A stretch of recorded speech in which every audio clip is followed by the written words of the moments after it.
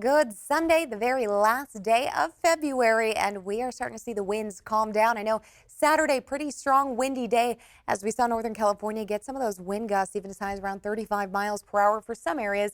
Now what we're looking at is that strong wind now heading into Southern California, creating more of a Santa Ana wind effect here. As we have a low pressure trough starting to dig through the Great Basin and also start nudging its way and creating a flow of winds into Southern California. Meanwhile, the high pressure system overhead is keeping us dry as well as pretty warm as we start moving through the first portion of the work week. As it creates this ridge, though, it's creating a pretty big pressure gradient. The difference between the two pressure systems causing major winds to continue through Southern California. So what does that mean for Northern California? Well, we will stay dry, we'll be calm, and everything else heads further south, at least through our Sunday and at least the first half of the work week. So here's what's going on with the breezy wind starting to calm down through the morning. Will become light to calm into your evening hours. So breezy early on, then light calm into your overnight hours. More 70-degree temperatures on the way this week as we start March off. Usually we're like right around 63 on average. We're going to be pushing 70 degrees pretty much the first half of the week, 69 to 70. Rain and snow, that's still a possibility, but mostly as we move into late next week and Saturday night into Sunday morning. So we're just getting through this first half of the week, and the morning starting off with the stronger winds through the coastal range. That's where you see that green flow there, about 20-mile-per-hour winds. But notice that the valley is still pretty calm for Roseville. Areas near the foothills calm, but the valley spots 5 to 10-mile-per-hour winds. That will continue to slow down as we move through the afternoon. So we're getting into about 1:30 p.m. You become really light to calm. 3-mile-per-hour winds, Sacramento. Fairfield, still a little bit breezy if you're heading that direction, but not a big deal here. Nothing like what we were really starting to feel as of Saturday with the winds picking up to 20 miles per hour. So we'll continue to be light to calm through pretty much the first half of the week. And this is why, because the high pressure system overhead is going to keep us dry, but it's also going to keep a lot of things in place. We're not looking at a big low pressure system that's pushing clouds in or any kind of moisture offshore moving in. We're just going to stay pretty dry, pretty calm. Everything's going to be relatively nice for the first half of the week, although we do need some moisture in the picture here.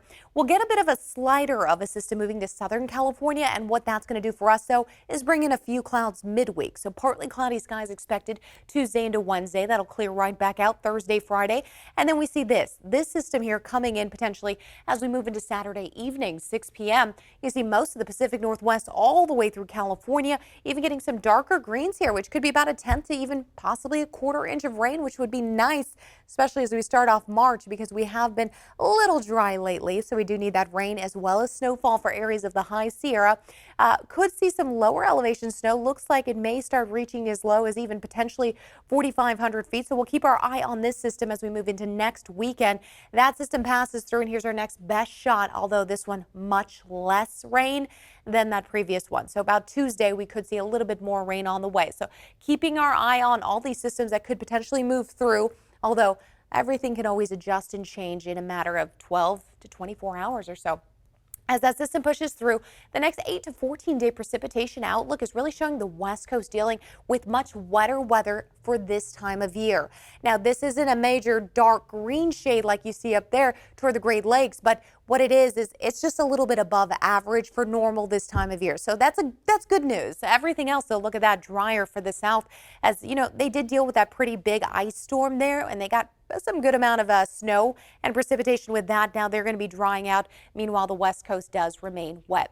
Let's talk about how we stand currently with the current rain and precipitation totals for the current rain year. Rain years start October 1st and continue on through September 30th. So what we're looking at here is that areas of Redding, 10.5 inches of rainfall so far. The normal's 24, so they are pretty far off. Let's focus here on Sacramento. About 5.5 inches of rain. That's all we've seen since October 1st. We're behind quite a bit. 13.27 is where we should be at normal. Stockton, Modesto, anywhere from about 6 1/3 to almost a little bit more there than 6 3/4 inches of rain for them. They're pretty behind. Here's how much we're behind. Anywhere from 2.5 inches in Modesto, not too bad for them, to 3 inches in Stockton, not too bad, but hey, we definitely need that rain.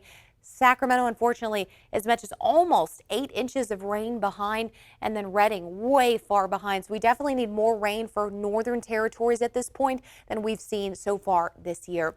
Temperature wise for the lower foothills, mid to upper 50s. That's what we're looking at for Sunday's highs. 65 in Ione, 44 Truckee and South Lake Tahoe. Temperatures for the high Sierras also increasing through the week. We'll start to get into the 50s by Wednesday and Thursday.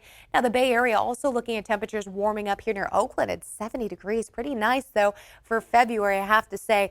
Mid 60s Modesto and Manteca, and we'll look at those mid to upper 60s also for areas of the Sacramento Valley. Through the week, upper 60s continue, and we're really going to be pushing almost every day near 70 degrees. But check out the overnight lows. While we get hot in the daytime, the overnight lows, they're going to be closer to those mid to upper 30s overnight and low 40s. And then we'll continue to see those temperatures right around those mid 60s next weekend, but also with a few chances of rain.